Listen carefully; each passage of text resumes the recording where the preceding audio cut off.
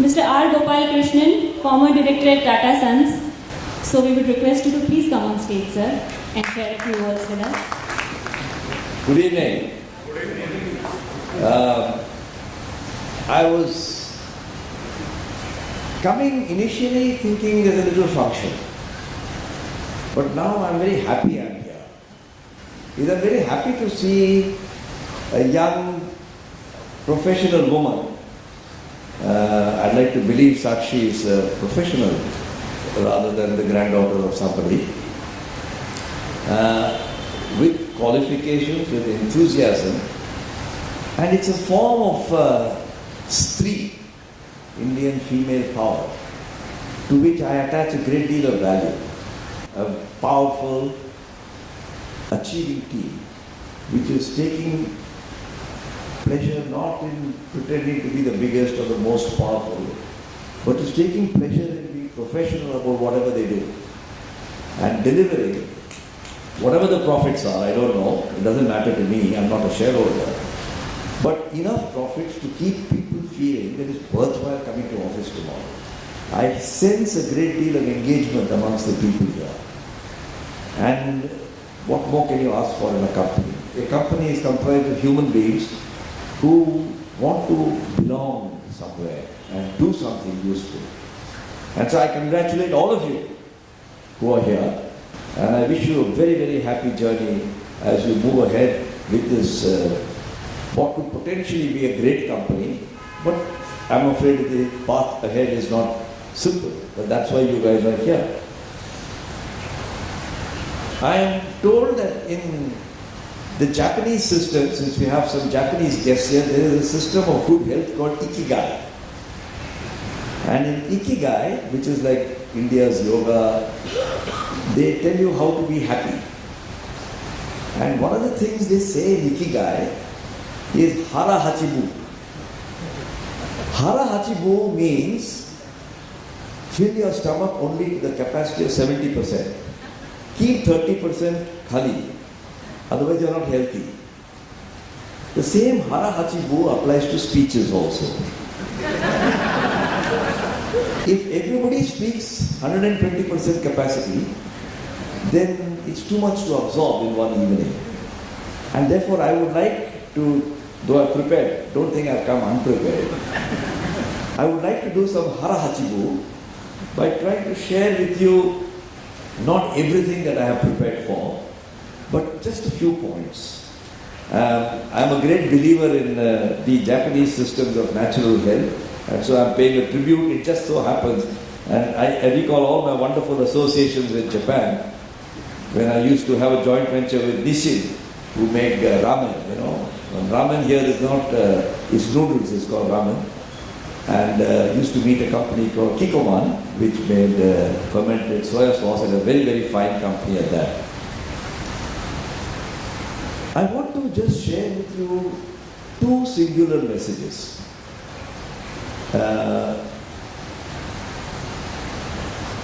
One is to draw your attention to how do we as human beings learn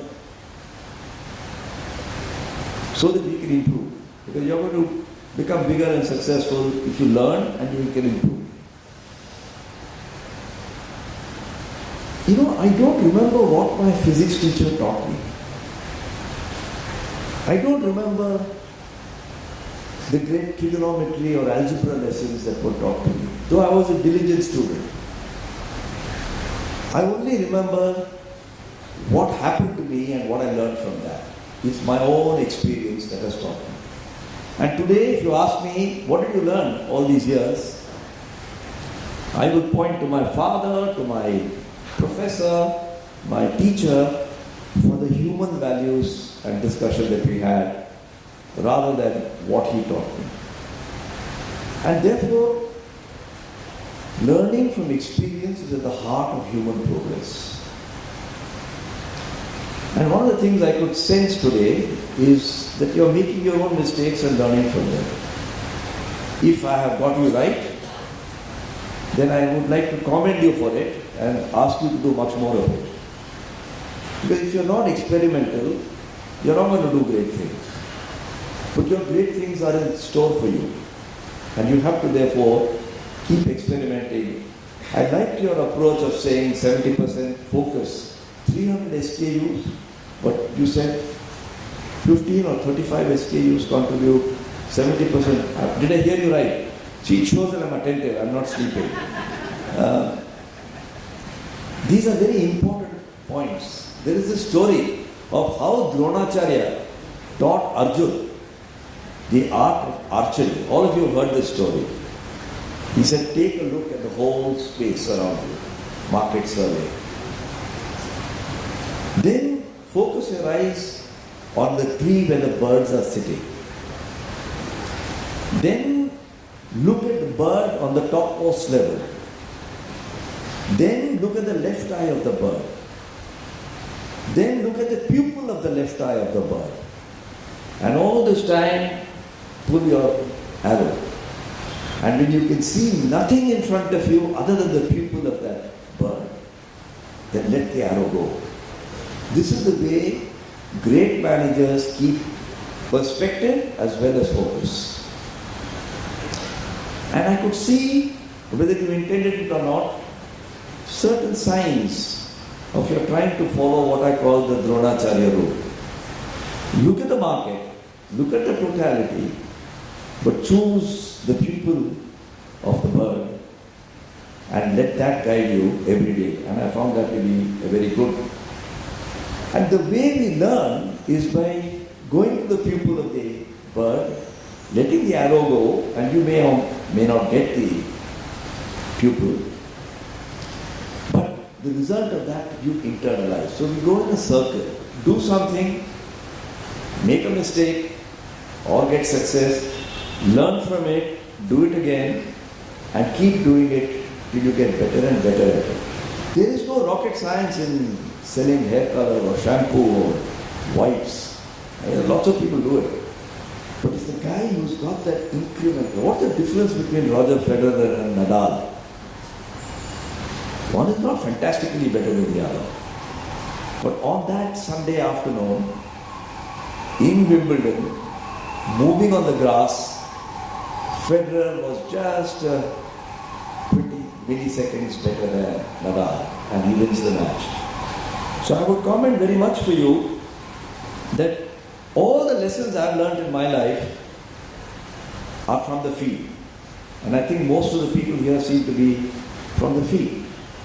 Because in the field you come face to face with the realities of how human behavior works. I remember a story. We launched a detergent in Goa called Omo. And it was based on a German brand where they said that we've added some special goodies in this detergent. And even if you make a knot, K-N-O-T, out of your clothes, the goodies are so strong that they will go inside and take out the dirt. So there was something called the knot test, K-N-O-T. And therefore the advertising and the pack said, it can get through the knot and get your dirt out. It is so good. Everybody said the market research results were very good.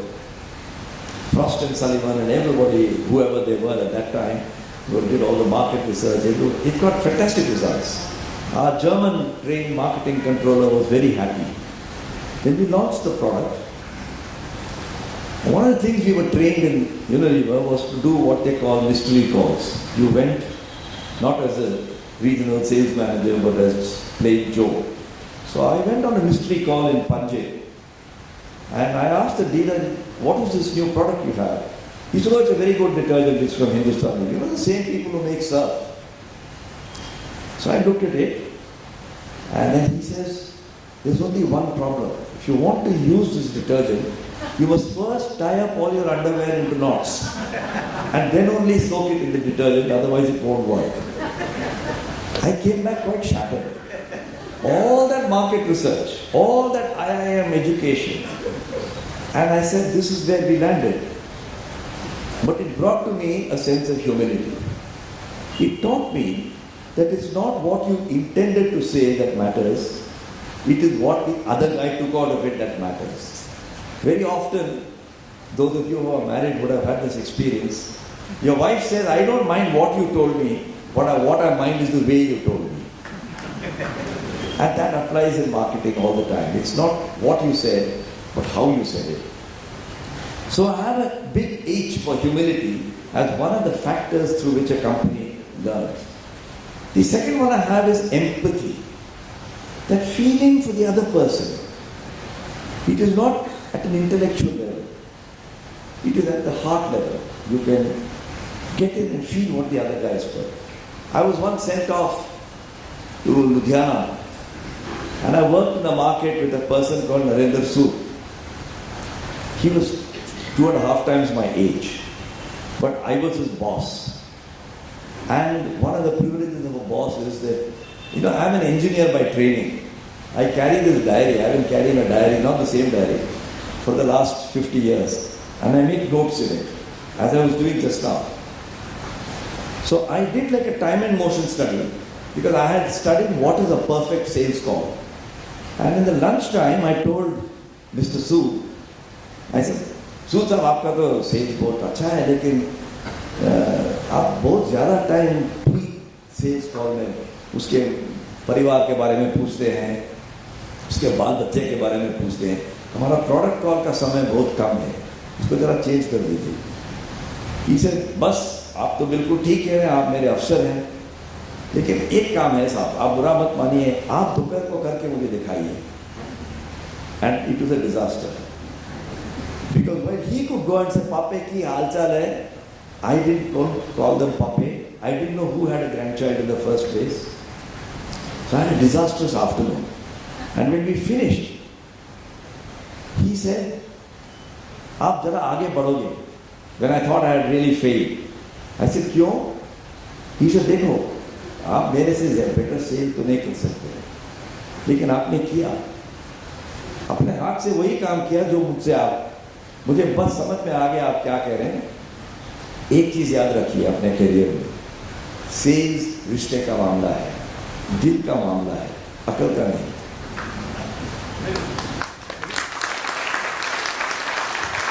And that has stayed with me all through my life.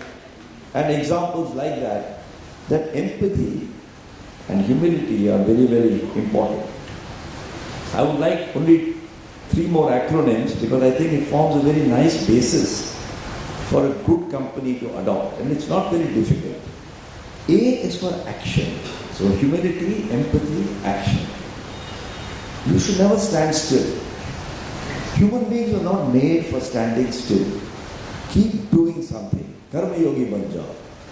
And there are many examples where if you stand still and keep thinking about it or having debates, then nothing happens. It's better to make a mistake and move rather than sit there and keep debating what is the right thing to do. I remember when I joined Hindustan, even I was a physics honors engineering person, and the company was stupid enough, stupid in inverted commas, to say you go to the market and learn how to sell dalda. So here I was in Deolali, IIT, physics honors, Calcutta University, you name it, I had, or so I thought. I was carrying a salesman's daily report. Kitna peti chahiye, surf ki pudiya, etc. And I said, I hope no IIT fellow sees me here. Kitni badnami ho jayegi. And God sends you these messengers from somewhere. Out of the blue, the guy turns up, "Hey, Gopal, kasa kaha hai tumi?" I said, "Bloody hell, where did you Purandare? How did you land up here?" He said, "I am a Deolali fellow. What are you doing here?" I had to admit to him, it was a salesman's daily report, and I was selling dalda and so on. But later on when I thought about it, I said it was probably the best training that I had. Because I was actually doing something, acting. I wasn't sitting and thinking about it. And I felt very proud of my association with the field. Because I could then go back and learn about it. There is an R for reflection. If you don't think about what you have done and learned, then the learning is not there. So it is very important every day to sit back and say, what did I do right yesterday and what did I not do right yesterday? And I want to close with the word trust. Business cannot happen without trust. Anywhere you go in the world, including our own country, institutions don't trust each other. People don't trust each other. It's happening in Hungary, it's happening in Poland, it's happening in Brazil, it's happening in UK, it's happening here, it happens everywhere.